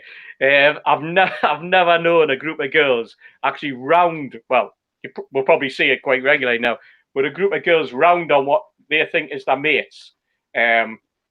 Somebody who's their pal because they let a goal in. Bearing in mind that these girls couldn't kick a ball at Toffee at the time. I mean, I'm going back. I mean, daughter's 27 now. I'm going back when she was 10 and 11-year-old, But it was great, and I enjoyed some of that junior football stuff that we did, And then we carried on. Like I say, we didn't have to, but we wanted to carry on and do it, Paul and myself. And then after a period of time, you sort of like other family commitments come in, and other parents want to get involved in this type of thing, and so you let it go. But I've always been sporty. I've always, I've got me. I got my Wallsend under 11s runners up league and cup medal somewhere hidden in the house. From I don't think I was expected such a concise answer, Steve. We've got your there's a pal called Michael McConnell, lives down Wallsend. I'm sure he's still got a photograph somewhere of our under-11 football team. Probably the only photograph I've got, mind. I'll do a short, concise answer. I've got a 50-metre swimming badge. I've got a pool trophy from a game of doubles at the Black Bull in Wardley, which has been pulled down. And I used to kick people on a Sunday morning and a Sunday afternoon at football. Neil, what about you? Were you a prolific sport? And anybody from Wallsend, if you've not been to the boys' club and played at the boys' club, you haven't been doing it right. Yeah. Played football, loved playing football, renowned for my 50-pence piece shaped head. That kind of had it in a straight line anyway, but that's my defining moment was being put into a side in a Coast Courts Cup final against Wallsend Boys Club when I was playing for Wallsend High Farm in the Wallsend Derby in a cup final. And I was put in the side specifically to mark Tony Loma and then hauled off at half-time after Tony had scored 2 and made 1. So that was the pinnacle of my footballing prowess, unfortunately. And I still love to play now. I'll give you another one. One of my best pals when I was growing up was Steve Dale, who's now the chairman at Wallsend Boys Club, and we used to play in the street in High Farm where we lived, just off Mullen Road. And I remember we used to drive the old ladies mad because we're always kicking the ball outside Steve's dad's house. And I remember taking a shot, and Steve stretched and he toe poked this, what was like a shot, and he sent it 90 degrees, absolutely perfect, straight through the window, the woman next door to his dad's, where we ran. And she come out, and his dad came out as he heard the glass breaking. And Dennis was like, "Well, no, it wasn't our Steve. It wasn't our Steve and his pal." And then we come round the corner. Of course, it was us, wasn't it? One of those absolutely gem. Absolute get your toe on it and hit it 90 degrees to where it was coming from, straight through the middle of our front window. And if Steve's watching, or if anybody from Wallsend, you can always pin Steve on that one when you get the chance if you're young. And he's a great lad. I've known him for like 40 odd years, and the work he does at Wallsend is phenomenal. But that was one of his goalkeeping saves that he used his foot rather than his hands. Keith. Other sport I used to play was American football. I played for about 6 years, and I was a linebacker. And I played for Newcastle Argonauts in the junior league that used to be run. And then when I went to university, I played for the University Bulldogs that were attached to the Senators, and then actually got into a combined English university squad at one stage, which was quite fun. I used to love doing that. It was just it's a game that once you play it, you understand it even better. Great stuff. Keith Roll asks, does anybody know when Newcastle first started to use local heroes, the team's walk-on music at St James's Park? I've got to be honest, I don't know that. Anybody else does, please let us know. Jeff says, given the scale of investment plans in these deals, why play hardball with Ashley? He only responds to money. Corey says, what's your worst moment or experience as a Newcastle fan? I would love to hear your reply. Go on then, Steve. Worst moment? Oh, God. I remember that, there's been plenty of moments on the pitch, but disappointment-wise, when I thought we were going to get to the final, I was convinced that we were destined to win the cup. We played Wimbledon in '88, and they went on and won it, beat in the 5th round, and it was like, I was honestly convinced that we were gonna go to Wembley that year, and then for them to get the final and play Liverpool and beat them, it was just like I was just so disappointed. I mean, there's been many disappointments watching Newcastle over the years. I was disappointed when we went to Barcelona, and I mentioned it a couple weeks ago when the Barcelona fans decided not to turn up. And there we were in 90 to 100,000 seater stadium, and there was like 25,000 people there, of which 10,000 were from Newcastle, and the stuff were right up in the roof in the pouring rain. That was a disappointment because I wanted to see my team, especially after we'd beaten them 3-2 in the first leg, of that particular round. That was disappointing. It was a great experience to be there, but that was disappointing. But I was convinced in '88 we were going to win the cup. I just had it. I just felt as though we were going to win the cup that year. I think, was that the game where Mirandina kicked Besant up the backside and then ran off? Right. I think that was the year. That was the Crazy Gang. I watched that Crazy Gang video program that was on that they've created subsequently about that Crazy Gang and the way they went on, which basically now most of that team will be in jail for bullying, for abuse, and it was shocking, absolutely shocking. But I was convinced we were going to win the cup that year. Yeah, I was as well. Your worst moment, Neil? Two spring to mind now you've made us think about it. One, sitting we managed to blag our way into the first class waiting room in King's Cross after the Charity Shield debacle when we got beat 5-0 off Man U, and then it pissed down the rain as we were walking out of Wembley, and we managed to snag a cab and get to King's Cross that way rather than battle the queues on the tube, and just sitting drying my socks on the radiators and the heaters in the first class waiting room, being looked at like we were something that people had wiped off the bottom of their shoes, and we had valid tickets to be in there, and we were soaking wet and we'd been pissed on in every way it was possible to be pissed on, just about. And that was pretty grim. That was not a good feeling. And I tell you the other one, because we've kind of touched on Derek Lambias and our friend Derek tonight, was during that relegation season where we finally got Derek to listen, and Steve and I sat in fans forums and then sat in meetings with him away from fans forums, giving them ideas about how you can get the fans behind the club and try and get with it, build some momentum, and we finally believed they'd got it. And we'd had that game where they give the scarves out, and it was Middlesbrough game. Was it? Fulham game. That's it. Yeah. And it was after that Fulham game when it was obvious that they thought that everybody would bring the scarves back and they didn't need to do it again, and they'd done enough, and we've done enough. Do you remember what he said? He rang up. Aye. They rang up through an intermediary and said, "I've seen," and I think ironically it was Man City. I'd seen Man City playing a German team in midweek, and the Germans had a bloke with a people with megaphones getting you all excited. How do you think that would go down at the Gallagher end? It was a Friday night, right? It was a Friday night. I was in the Strawberry. Yes. That's right. I rang you in the Strawberry. I was going to the corner house to meet Paul and Tony and the rest of the lads. And he rang up, and I was late to getting to meet them. I had to go in and say, "You'll never guess what's just happened." But I had to ring you in the Strawberry and tell you. Aye. And our exact words were, "Derek, do not do anything. Tell Derek not do anything. We'll get back to you." Because we just saw this as just like, whoa, hang on. Like, you don't do this at Newcastle.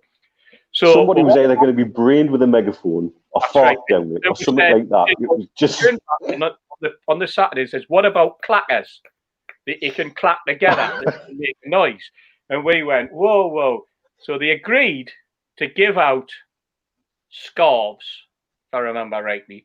And it was going to be about 3 games. And they gave them out the first game. They gave them out the second game. And then I can't remember, did we play? Was it Borough? Fulham? I think we played. Aye. The third game, everybody turned up expecting scarf. Because we'd already had them for 2 games. And they didn't give them out.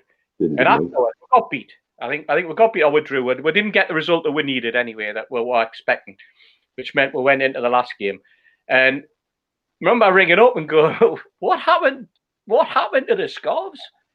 And he went, "Well, Mike said you'd all had them by then, so you could have just brought them back." And it was like, what?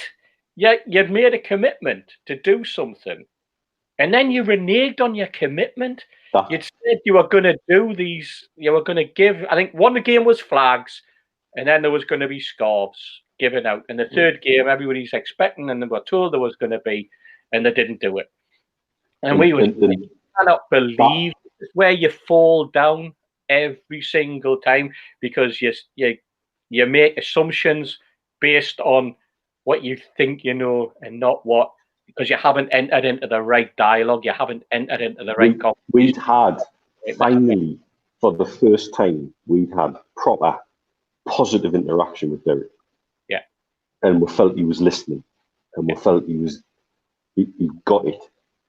And he actually did. And to this day, I still think that's why he eventually lost his job, because we eventually hammered it into him. And that conversation we had after you'd had that phone call saying, well, what the hell were you playing at? Where were they? I think we met up, I think, might have been the corner house, might have been the strawberry, I can't remember which. And I remember walking away from that, getting the bus. That must have been the corner house, because I think I was on the bus getting back into town. And I was so pissed off, so low, because we just knew we're going into this last game at Villa, and it's all to play for, and we should have been in a better position if only you had kept listening. And it's symptomatic in Ashley's tenure that even when they do listen, eventually they feel like they know better, and they stop. And the hamstring good people below them who would listen and would interact and would do stuff. And you know this, Steve, too, from people you've interacted at NUFC within your time. You know, there are many, many good people who work at that club, and are constantly hamstrung by the owner, effectively. And they can't do the jobs they really want to do, or in the way they want to do them, because of politics and internal shit with Mr. Ashley. It's as simple as that. And I remember being so hacked off. And then I went to Birmingham that weekend with quite a few lads that we both all know. And that drive out of Villa and that drive out of Birmingham that weekend was pretty grim. And from that week was a very low point. Very. If you remember, we did a disco, didn't we? We'll put a load of music on when Alan took over, and we played Chelsea, and we didn't get the result we want, but we'll put this like ghetto blaster disco unit at the Gallagher end, and we started blasting music out, and we had crowds of people, and we did a balloon drop, if you remember, Neil.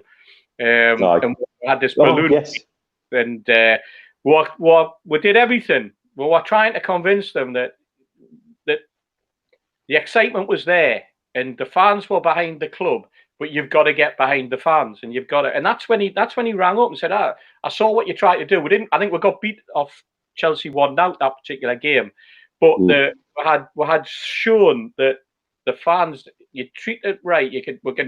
We showed our bit. The fans got behind the club, got behind the team. We generated noise. We generated the excitement. We generated the buzz. Obviously, the buzz was coming from Alan taking over as the caretaker manager for that particular 8 games.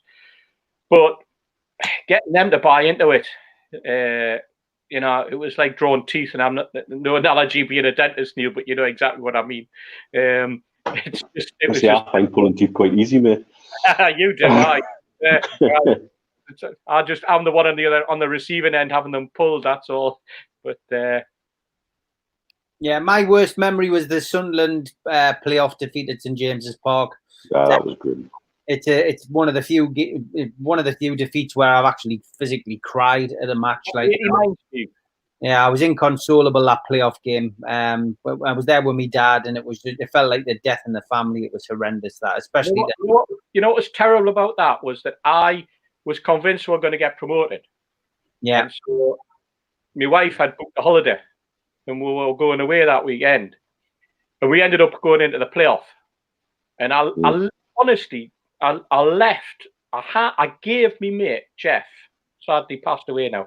I gave him the money when we're in the playoff, and I gave him the money and said, "I'm away for a week. Make sure when the playoff final tickets come out, there's me money. Make sure you get us the ticket with the rest of the lads." And I handed him the money. And when I come back, I couldn't believe we were in Greece. We only went for a week, and I missed the game. But I was convinced we were going to get in the final because that was what you had. I mean, you had to leave the money. To make sure you could pay. And it was like, I was just like, I just could not believe that when And in those days, it was difficult to get a result. If you're in a Greek island somewhere, you're alive. I mean, you're trying to feed a phone box. You were waiting for the newspaper the next day because you couldn't get anything. You couldn't ring up. You didn't have mobile phones and that. So you're waiting for the newspaper, and you're running down, and the papers didn't come until the lunchtime of the following day and stuff like that. So you had no idea what had happened. And then to find out we'd not done it, I was devastated. And I just remember my pal just meeting us the following that weekend, and we got back, and he just handed us the money back, and he just went, "Sorry, mate," as though it was his fault, And it was it's not your fault. No, I should have got you the ticket. I got them. I mean, they should have got us the ticket, for God's sake, It was and that was, you're right. That was shocking. That playoff game, it's one of the few games I can genuinely remember hearing the rush of the ball in the net. When Gabbiadini scored, you could have heard a pin drop on the Gallagher. You actually heard the ball hit the back of the net. Yeah. That split second before the Mackhams started celebrating, you actually heard it. And I'd never heard that before on the Gallagher end. To my memory, the first time I remember hearing it. I was at Roker Park for the first leg, courtesy of my dad, his connections to North of England Building Society, sitting on my hands in the clock stand, trying to keep my gob shut. In terms of Simon's question there, 9 out of 13, the other 4 I think are dormant and they'll just be struck off. I don't think that'll keep Ashley's clause in anything. So it's not a worry. And what about Alex's question? New laws. Is there anything more they can do? Look, they're doing everything. And the amount of stuff they've done, they wouldn't do that if they weren't serious. And they wouldn't do all of this if there wasn't genuinely something about to come to fruition. They just wouldn't bother. If they really, really, really didn't think there was a chance of things going through, I think they would have already said to everybody, right, sod the lot. And if they were going to be failed, I think they would have already been failed. So we're literally on a situation of when, not if. It's frustrating. It's frustrating for all of us. And I get it. I get why people are getting tense. I get why people are getting given up. I get it. It's okay for us because we're fortunate. We're fortunate to have people who can fluff our egos when we'll have a wobble every now and again. It really is a privilege and an honour in some respects to do that. But no, I can't see Saudi bending over to show the world what they're doing, A, if they weren't serious, and B, if it wasn't going to happen. Yeah.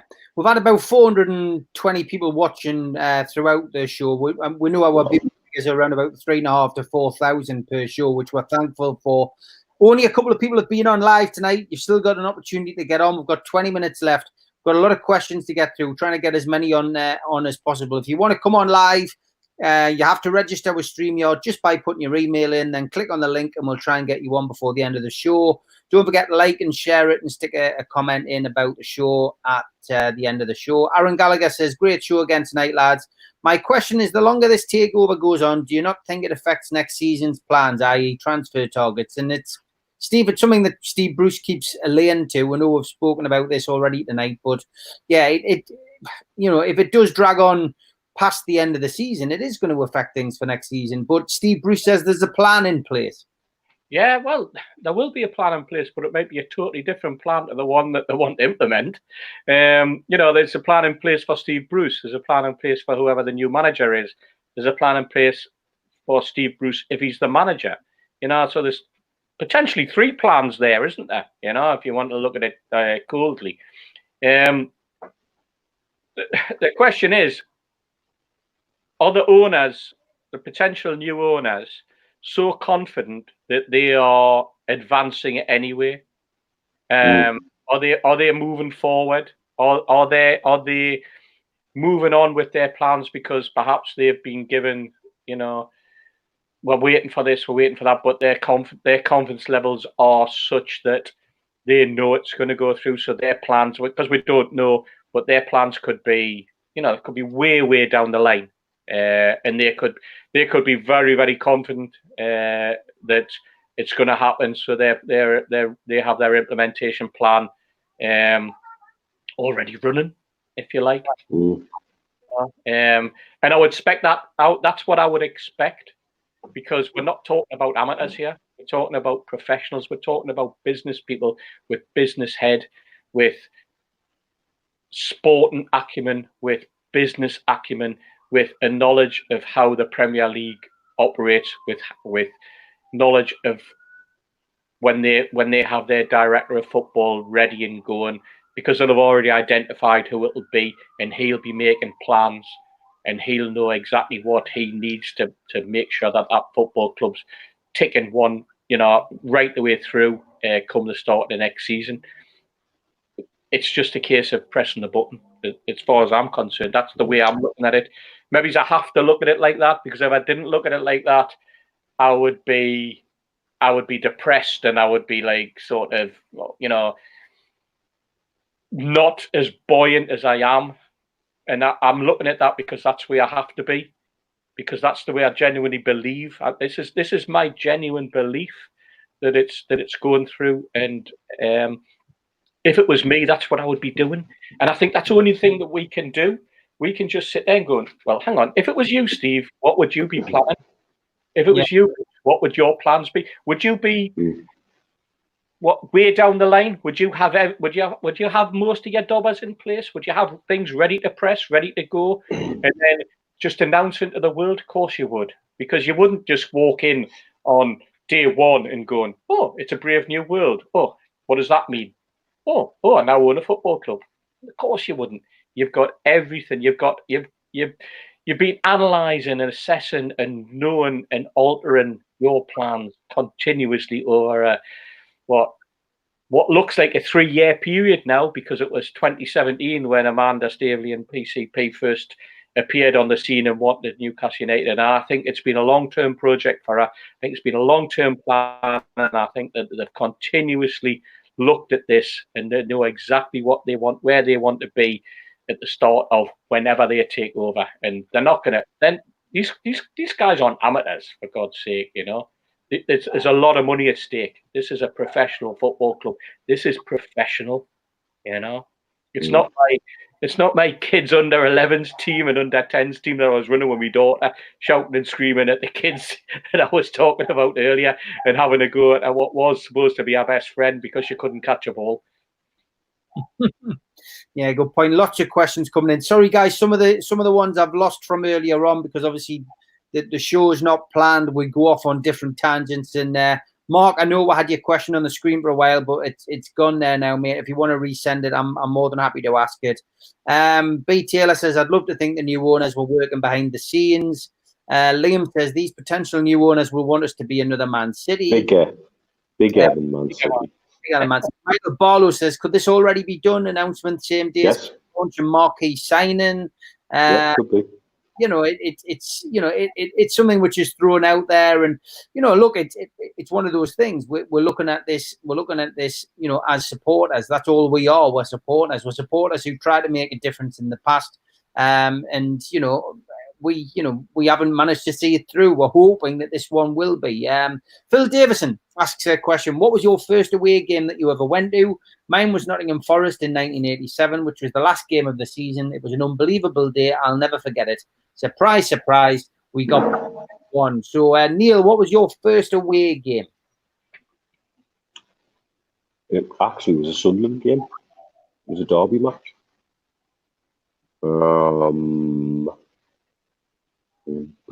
Mid-80s. My grandfather, who I blame for everything about this whole Newcastle United thing, because he got my dad in it and got me in it, and all end up with the same virus.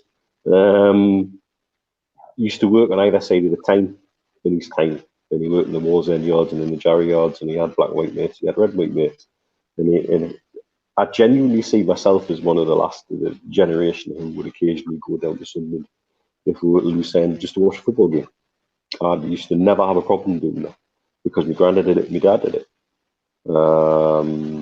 and it was a draw. I know it was a draw, but I can't remember much about it other than that I had to keep quiet because I was in the clock stand and I was under instructions: say nothing, do nothing, sit in your hands, don't give it away. And I think we drew, and that would have been my first one. The one after the first one I went to with mates was an Everton game. It was opening day of the 88 season when we were dead excited because we'd signed all these players and then we got stuffed 4-0 on the opening day. Tony Cotty got a hat-trick and that was it. That set the pattern for the season. That was my first away game with my mates. Mine was away at Millwall and we got beat 4-0. Brilliant. We've got a great track record here. I know, Steve. Come on, you've got to beat it. First away game, my dad took us to Carlisle. Went to see a game and call. My dad wasn't one for traveling to the football matches, and I think we went over to Carlisle for a game just because it was like a straight road. Because he knew he couldn't get lost. He was that type of guy, First actual away game that I can remember didn't even involve Newcastle. I had a neighbour who was a big Torquay fan, and that was what he was absolutely 120% Torquay United. They were playing at Hartlepool in the middle of December, and he knocked on the door, and I was about 12, and he goes, just said to me, "Mum, I'm going down to Torquay. If the young'un wants to come." And I remember going to Hartlepool to watch him play Torquay, and what surprised me was like at half time you moved ends. So you could stand behind the end you wanted to. You just walked around it, which I think at the time, I remember rightly, there was a shed at one end of Hartlepool, but there wasn't at the other. And I just remember thinking, why have we gone and stand in the open end? Because it was like odd, like a kid, And then I think after that, it was sort of on my own and with my mates. I think we went to. I was never a prolific away fan. That was not something that I got, sort of every other week going to the game. But I remember like one of the first ones was like used to, because I was one of these kids who like was always going to be sick. I could like look at somebody eating on a coach, and I would be sick within 5 minutes, stuff like that. But I remember Notts County. I remember going to Notts County to a game. I'm trying to recall a few of the others, but we're all too young to drive, so we couldn't take a car. But so you're relying on like a mate whose dad was going, or my dad would want to go, which he wasn't. Like I say, like Carlisle, a home friendly, a pre-season friendly, I think, or something like that, was the first time that I'd experienced it. It was like rather odd. Just to do that type of thing, because my dad wasn't. He was a big Newcastle fan, but he wasn't a big traveller. Perfect. Yeah, I've got to admit. Down to the last 8 minutes, and lots of compliments coming in. Thanks very much, Jeff. Well done, lads. Great patter stories and tremendous watch. Keep it up. Pleasure to watch. I know Terry Ross said he hopes we'll keep it going once the takeover goes through and we're all back to normal. Robert Guy says, great show, lads. Highlight of the week so far. Wash your hands, wash your hands. Tomorrow, we travel to Watford, and we've been complimented on the fact that we haven't mentioned the game in midweek. I don't really think anybody needs to mention it. We'll cover that post-match, and I'm not even going to look back at it. So we'll concentrate and try to look ahead to tomorrow's with a bit of confidence. A few players back, it seems. Surprise, surprise. It looks as if a few of them rested. Jamal Lascelles, Almiron, St. Maximin could all return to the starting 11 tomorrow. However, Isaac Hayden, Sean Longstaff still out after suffering hamstring injuries. Andy Carroll, surprise, surprise, has a groin strain. Emil Kraft's got an unspecified issue. And Kieran Clark and Florian Lejeune remain sidelined. But they reckon that Lejeune could return in the last couple of games, which could be good, could be bad. Maybe it's worth just leaving him until next season. So yeah, Watford away. It won't come as any surprise for you guys to hear that we've never won there in the Premier League. But we did get a draw there last season with a striker in the number 9 shirt, Rondon, who could score goals. We got a 1-1 draw down there last year. So yeah, what's your take on tomorrow, lads?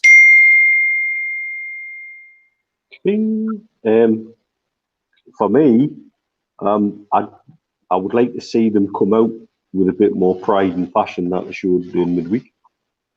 No more lubricated bending over. Thank you very much. I don't want to see that again. They've got something to play for, and we genuinely don't now. Yeah. The only thing you could say is our players maybe in a position whereby, well, if I make an impression out of it, kept on here, and when the takeover happens and we're going to go places, that would be the carrot I would be dangling in front of them and say, right, which one of you are real footballers and which one of you are just here for the ride? And let's see something from you. You know, let's see what you're actually made of. I wouldn't mind them seeing. Again, he had some youngsters on the bench through the week.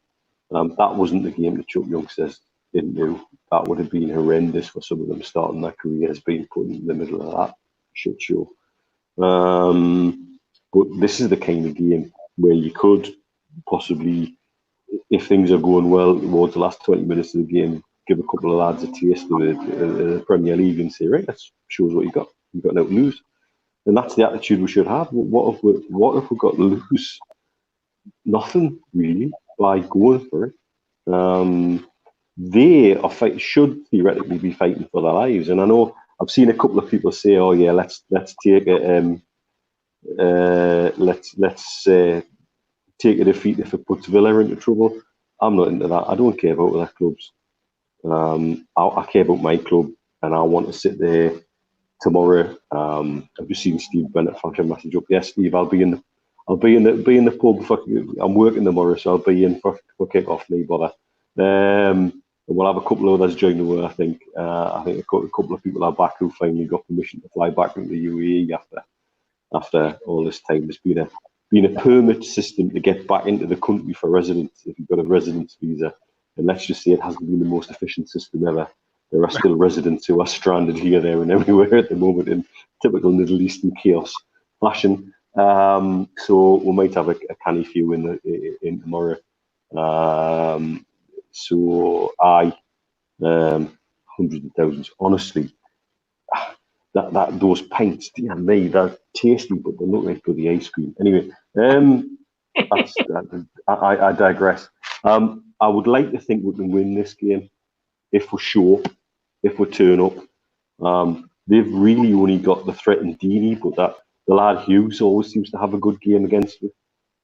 And I hate players like that who always seem to turn up when we show up, you know. But Deeney's our main threat, and as long as we can nullify that, I don't see anything that can hurt us, particularly if we run our game. So prediction, Mitch? 2-1 to us. Steve? 2-0. Andy Carroll obviously is suffering from contract strain because, the minute that we suddenly announce that he's been given that contract, he goes injured again. He's been on the absent and he's in the we suddenly hear that a couple of days later he's in the stacks singing along with Paul Dummett, you know. It just makes me puke at times. It really does when I hear stuff like that. Watford, oh dear me, what a fight it's going to be. It's another one of those games, isn't it? 12 o'clock kickoff or 12:30 kickoff. I think I'm expecting a reaction. If I don't get a reaction, then I know there's players there who are not going to be there next season. And if I don't get reaction from those players who I expect to get a reaction for because of that absolutely abysmal performance that they put in. Top class players, by the way. Players that should have known and should have been able to perform better against Man City. And I'm not one of these people who's going to sit back and say, you know what, this was like a game too far forward. These are professional footballers. They had pride at stake, and they went out and played and put a performance in like that against Man City that was embarrassing. And I'm expecting a reaction. If I don't get a reaction, then I'm expecting a lot of those players not to be there next season. Or maybe I'm hoping that they're not there next season. Maybe it's hope rather than expectation. I'm going to go at 2-0. I'm going to put the pressure on them. I'm going to say we'll win 2-0, and let's see what they can do. I'm going to go for a 1-1 draw tomorrow. I don't think Newcastle will win. I think Watford have got a lot to play for, and that's what I'm going for. So I'm going for a 1-1 tomorrow. Looking forward to seeing what what kind of game it is, and lots of predictions coming in. A lot of people predicting a 3-0 win. Tomorrow night, lads. I'm saying tomorrow afternoon. It's an afternoon kickoff. Are you up for doing a post match? Yeah, absolutely. Always, mate. Good stuff, right? Well, we'll be back after about 15-20 minutes after the game tomorrow, guys, live on YouTube just to get our reaction. We'll try and get Malcolm MacDonald on as well. Been a pleasure, lads. 2 hours has flown by. Sorry we didn't get everybody's questions, but we'll have that many. Thanks to Danielle and Christopher for joining us on air. Hopefully a few of you will get a bit braver next week and we'll get you on. And Henry Maurice. And Henry Maurice. Yeah, thanks for his short but nice input into the show. It was very, very good. Lads, have a good night. Always a pleasure and always a privilege. Thanks, everybody. And you. Cheers, guys. See you, care. Good night. Hey, guys.